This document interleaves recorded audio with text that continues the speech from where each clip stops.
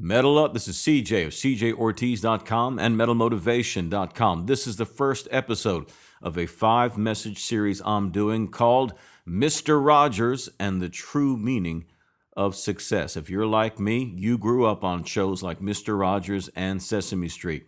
Who was Mr. Rogers? Mr. Rogers was this guy living in an imaginary neighborhood filled with people that he called friends and neighbors. The whole purpose of the program was to reach kids, man. Not just to teach them math or ABCs like they did on Sesame Street. No, Mr. Rogers was very unique. Mr. Rogers wanted to strengthen kids. He wanted to encourage them. He wanted to build them up. He helped to answer their questions about life. He helped to give them understanding in a very messed up world. Kids were confused. Kids were scared. We didn't know what was going on in the world around us. Mr. Rogers was this sobering voice, this calm, still reassurance, this strength of character that reached us when we were kids. Recently, and I'll show it a clip here in just a minute, he was celebrated by the TV Hall of Fame, and he gives a remarkable speech about the true meaning and responsibility, of the places that we've been given in life. And in particular, he's talking to these celebrities and people that work in Hollywood and in television. But for me, being in this inspirational self-help, personal development kind of industry, I'm constantly surrounded by people who talk about making 6 figures as an inspirational speaker, or, being a keynote speaker, or, doing their seminars or whatever. And that's all fine. That's all well and good. Nobody's broken any law by doing those things, but there is a so much higher calling that I feel compelled to, at least in my own life. I've often said in the past that if there was a goal that I had, it would be to be a heavy metal version of Mr. Rogers. Because Mr. Rogers changed the world with kindness, man. He strengthened people. He helped answer their questions. He helped give them reassurance. He helped to build them up. It's not about money, man. It's not about fame. It's not about celebrity status. It's not about you gratifying your ego. No, man, it's about maximizing your resources for a purpose greater than yourself. That is my definition of the word success. To maximize your resources, all of your gifts, all of your talents, all of your abilities, everything that you have, everything that you are, everything that you can do. Maximize those resources for a purpose greater than yourself. I get tired of seeing headlines about motivational speakers or business owners or what have you, and it just seems to be so driven on self, so damn self-centered. Enough of that already. Use your resources for a purpose greater than yourself, because a lot of people out there who need encouragement, they need to be built up. A lot of people are on the end of their rope today, man. Maybe somebody sitting next to you at school or at work is at the end of their rope. They may have a smile on their face, but they may be at the end of their rope. They may be considering some very dire solutions to their problem. They may be ready to give up. They may be in the worst state right now, lonely, sad, depressed. You know what I mean? They may need your help, man. They may need you to be somebody to them. They may need you to be a Mr. Rogers to them, man, to clear their confusion, to inspire them, to help them. Well, listen, I want to play this short clip of Mr. Rogers giving a very, very short speech when he was celebrated by the TV Hall of Fame.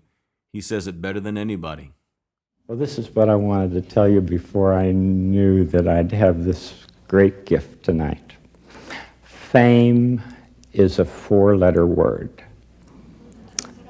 And like tape or Zoom or face or pain or life or love, what ultimately matters is what we do with it. I feel that those of us in television are chosen to be servants. It doesn't matter what our particular job. We are chosen to help meet the deeper needs of those who watch and listen, day and night. The conductor of the orchestra at the Hollywood Bowl grew up in a family that had little interest in music, but he often tells people he found his early inspiration from the fine musicians on television. Last month, a 13-year-old boy abducted an 8-year-old girl. And when people ask him why, he said he learned about it on TV. Something different to try, he said. Life's cheap. What does it matter? Well, life isn't cheap. It's the greatest mystery of any millennium, and television needs to do all it can to broadcast that, to show and tell what the good in life is all about. But how do we make goodness attractive?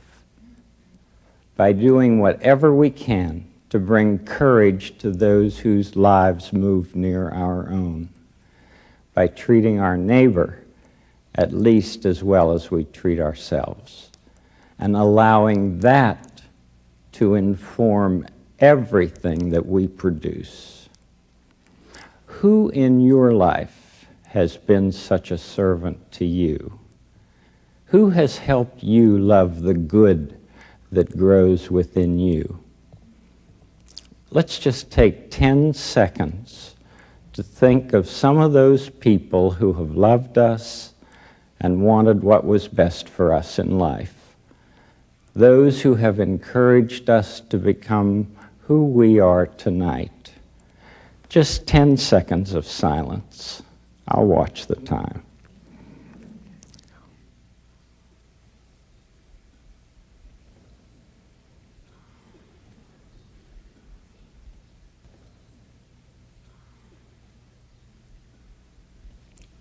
No matter where they are, either here or in heaven.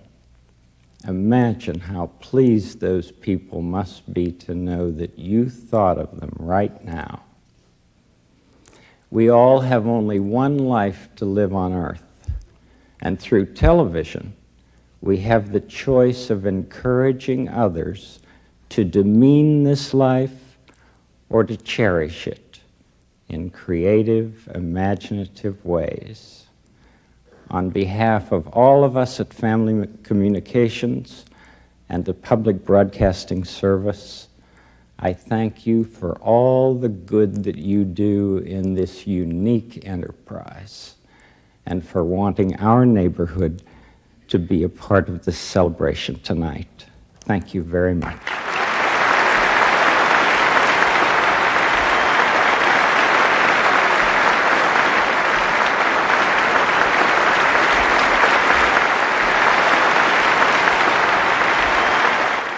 You got to love that, man. Fame is a 4-letter word. There's all kinds of 4-letter words, as he said. It all comes down to how you're using it.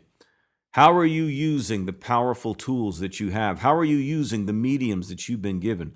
How are you using the resources that you have? Are you making the world a better place? Or are you making it worse? Or are you leaving it just the way that it is? And maybe you don't care. Maybe you don't give a damn about anybody else. Maybe you don't give a damn. I don't know why you're watching this video, but maybe you don't give a damn.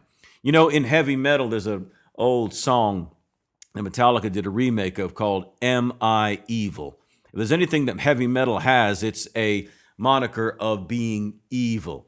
It's the style and the culture and the visuals and the language. It's all focused on evil. A lot of it is. And so the song asks the question, am I evil? And he answers, yes, I am. People love to sing it. People love to clothe themselves in black and pentagrams and all this other sort of stuff and, you know, blood and guts and skulls and all of that. And they put themselves out there as being evil. Let me tell you something, man. You're not evil. You understand what I'm saying? That's all vaudeville. That's all carnival. That's all circus. It's fun.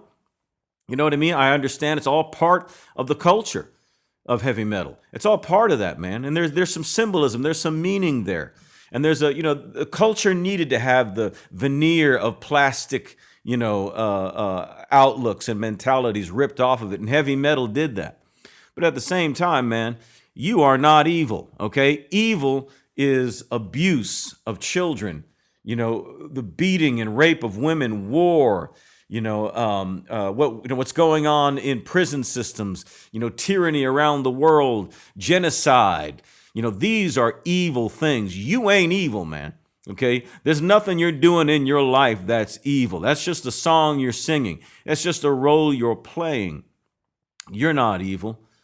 Anytime somebody does something wrong to you, it's amazing how quick you'll refer to a morality. It's amazing how quick you refer to good versus evil when someone steals something from you, when someone works harm on you. It's amazing how righteous you suddenly get. No, you ain't evil, man. You don't like it when evil is done to you, and nobody likes it when you do evil to them. So let's get past all the bullshit, shall we? And let's understand that we have a purpose in this life. The purpose in this light is to be a little bit of light to somebody else, to help somebody else, because guess what, man? You'll be changed in the process. There's an old friend of mine that used to say the broken are masters at mending. Well, if you've been broken in life, then how about getting out there and mending someone else? If you're lonely, you're suffering from loneliness right now, one of the greatest cures to loneliness is go give someone else some company. There is something that you can do to make changes.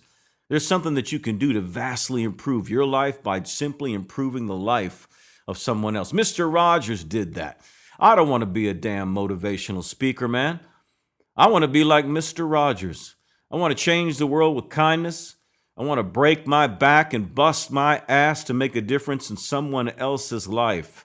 It doesn't take that much effort, man. So I'm going to talk all this week about the true meaning of success and what it means to maximize your life for that purpose that's greater than yourself.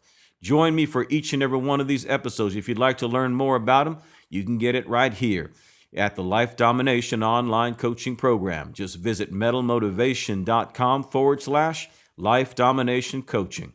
This is CJ, the Metal Motivator. And remember, in whatever you do, don't suck.